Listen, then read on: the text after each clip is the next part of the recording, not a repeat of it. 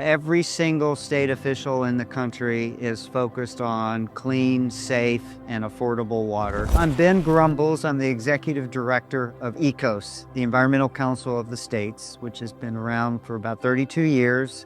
And it is the nonprofit organization to help educate, collaborate among the 50 state environmental secretaries and advocate on their behalf so that states continue to make real and meaningful environmental progress with the federal government and for all the communities and the states around the country. Some of the biggest issues in the water world for the states right now are the continued scientific support for national standards and neighborhood solutions on emerging contaminants, and also those lingering enormous challenges involving nutrient pollution or toxics, the growing need for adaptation and resiliency, not just with infrastructure at risk due to extreme weather events and climate change, but also adapting regulatory programs, clean water standards, drinking water strategies. And then the other major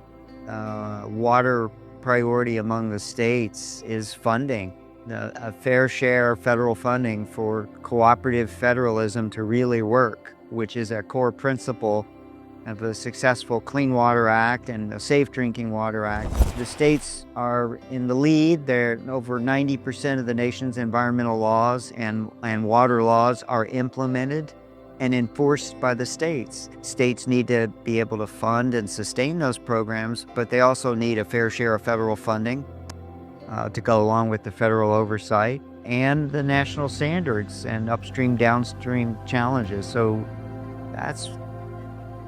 there's a lot of important work to do on the waterfront, and equity and justice often play out in very clear, obvious ways when it comes to water. The excessive flooding or sewer overflows, or the lack of drinkable water in some communities that don't have the wherewithal or the financial support that other communities do. So there's been real progress and support to help make up for the lack of funding and the stagnation of funding programs under the EPA categorical grants programs, which, for the states to run the clean water permitting programs or the drinking water water system program. So that infusion of funding at the federal level has been very helpful and appreciated. And states are concerned about dropping off the cliff where that funding goes away and the Congress turns to other matters, or if the president's budget were